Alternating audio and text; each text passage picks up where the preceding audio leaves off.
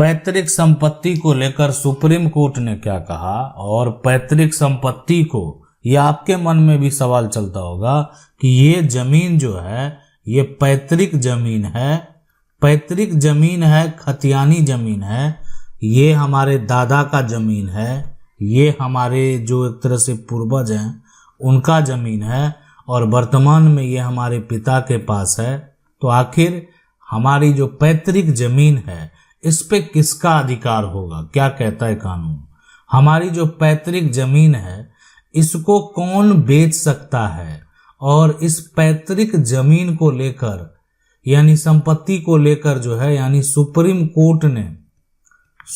Court ने क्या कहा? अब देखें यहां पर देखें सुप्रीम कोर्ट का जो फैसला, एक बड़ा फैसला, ऐतिहासिक फैसला है। लेकिन उससे पहले आपके कुछ सवाल है जो आपके मन में चल रहे होंगे कि आपका जो संपत्ति है, आपका जो पूर्वज का संपत्ति है, दादा परदादा का संपत्ति है, उसको बेचने का अधिकार किसको है? आपके जो पूर्वज का संपत्ति है उस पर क्या पत्नी का अधिकार होगा? आपके जो पूर्वज का संपत्ति है क्या कोई दामाद जो है यानी दामाद उस संपत्ति को बेच सकता है? ये एक बड़ा सवाल है कि कोई दामाद जो है क्या अपने ससुर की संपत्ति को बेच सकता है? ऐसे बहुत सारे मामले हुए हैं, ऐसे बहुत सारे मामले आपको देखने को मिलेंगे कोर्ट में। तो क्या दामाद को अधिकार है कि वो अपने ससुर की पैतृक संपत्ति या ससुर की संपत्ति को बेच सकता है? अब यहाँ पर जो पैतृक संपत्ति है इसमें महिला का जो है क्या अधिकार दिया गया है, यानी जो महिला है उस महिला का कानूनी अधिकार क्या कहता है इस पैतृक संपत्ति को लेकर? तो पूर्वज की संपत्ति है, दादा परदादा की संपत्ति है।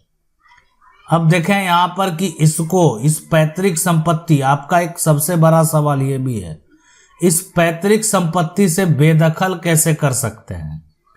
यानी क्या ऐसा करें जो कि वो अधिकार नहीं ले पाएगा? देखें एक मामला जो सुप्रीम कोर्ट का फैसला आया था उसमें सुप्रीम कोर्ट का या कोर्ट का आदेश है कि देखें पिता और बेटी के यहाँ पर बीच का जो विवाद हुआ, उस विवाद में ये कहा गया कि कोर्ट में पिता और बेटी की तरफ से रिश्ता तोड़ने का अगर स्टेटमेंट रिकॉर्ड हो जाता, जरूरी है। ये कब होगा कि मान लेते हैं कि एक पिता जो और बेटी जो है अब अलग है, यानी पिता और बेटी जो है एक दूसरे से कोई संबंध नहीं रखना चाहते हैं, तो पिता एक तरह से या जो भी बेटी है ना, वो कह दे कि ये दोनों रिश्ता नहीं रखना चाहती और लिखित तौर पर जो एक तरह से स्टेटमेंट है वो कोर्ट में यानी जो है सबमिट करे। ये दिखाना होगा, स्वीकार करना होगा कि आप अपने बेटी से या बेटी को स्वीकार करना होगा कि वो अपने पिता से रिश्ता नहीं रखना चाहते।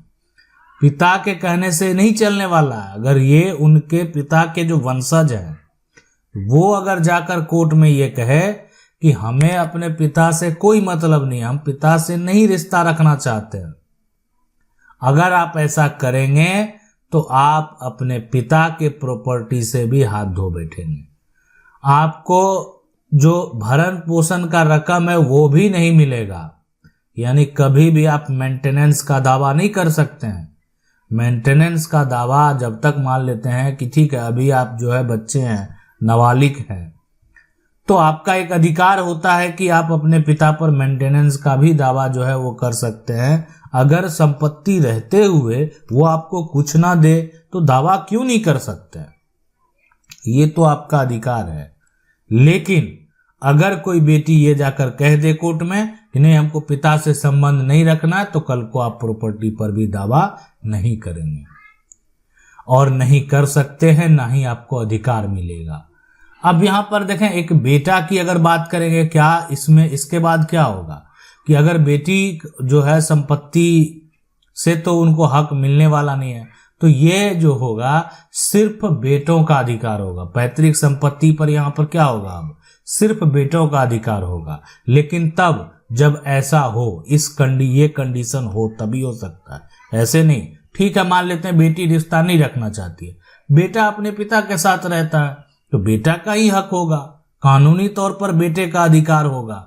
लेकिन हमारा कानून और सुप्रीम कोर्ट का ये फैसला ये भी कहता है कि अगर कोई पिता का संपत्ति है तो पिता का संपत्ति में बेटा भी उतने संपत्ति का हकदार है जितना संपत्ति का हक यानी बेटी को है। यानी बेटा और बेटी का जो संपत्ति होगा वो बराबर होगा। जमीन का जो टुकड़ा होगा यानी वो 2 भाग में डिवाइड होगा, एक भाग जो होगा वो बेटा का होगा और दूसरा जो है वो बेटी का होगा, समान अधिकार होगा। ये एक तरह से पिता की अगर मृत्यु हो जाती है तो जितना भी प्रॉपर्टी है, चल संपत्ति हो या अचल संपत्ति हो, सभी में पिता का अगर प्रॉपर्टी है तो उसमें बेटा का भी हक होगा और बेटी का भी हक होगा। आप उस संपत्ति से बेटी को बेदखल नहीं कर सकते हैं। अब रही बात कि क्या एक दामाद जो है वो अपने ससुर के संपत्ति को भी बेच देगा? ठीक है, हक तो इनका है, बेटी का हक हो गया। तो बेटी का हक अगर हो गया तो क्या ये बेटी का जो प्रॉपर्टी है, बेटी का जो शेयर है, क्या इनके पति के द्वारा बेचा जा सकता है? तो इस बात को समझ लें यहाँ पर कि इनके पति के द्वारा अगर ये जीवित हैं तो नहीं बेचा जा सकता है, इसलिए कि इस संपत्ति पर कानूनी तौर पर अधिकार सिर्फ इनका है। और जो दामाद है वो या इनके जो वंशज हैं अगर वो जीवित हैं, यानी इनके वंशज हैं और दामाद जो हैं यानी इनके जो पति हैं, वो भी उस संपत्ति को नहीं बेच सकते हैं अगर ये जीवित हैं तो। यानी अगर जो बेटी है यानी जो महिला है अगर वो जीवित है तो ना तो उनके बच्चे ना तो उनके पति जो है उनकी संपत्ति को यहाँ पर बेच सकते हैं। तो इसलिए इस बात को भी समझ लें। वर्तमान में अगर संपत्ति के कानून की बात करें तो संपत्ति जो कानून है यानी सबसे पहला और यहाँ जो कानून है वो है हिंदू का जो है उत्तराधिकार अधिनियम। यानी ये जो कानून है यानी ये लागू होता है, हिंदू उत्तराधिकार जो है यानी अधिनियम, ये लागू होगा किस पर? ये होगा हिंदू पर लागू, ये लागू होगा सिख पर, ये लागू होगा जैन पर, ये लागू होगा यानी बौद्ध धर्म पर। दूसरा जो कानून है वो भी एक तरह से संपत्ति के लिए है, वो है भारतीय उत्तराधिकार जो है यहाँ पर उत्तराधिकार अधिनियम। और तीसरा जो कानून है वो है मुस्लिम का पर्सनल लॉ, यानी जो है यहाँ पर मुस्लिम पर्सनल जो है यहाँ पर पर्सनल लॉ कानून है। तो ये 3 कानून है, आपकी संपत्ति के लिए कानून है, आपकी प्रॉपर्टी के लिए कानून है, प्रॉपर्टी में हक के लिए कानून है, पूर्वज की संपत्ति प्राप्त करने के लिए कानून है। आशा करते हैं वीडियो अच्छा लगा होगा। वीडियो को लाइक जरूर कर दें। चैनल को पहली बार देखना, सब्सक्राइब करके जो बेल आइकन है उसको जरूर दबा लें। मिलते हैं अगले वीडियो में, तब तक के लिए जय हिंद।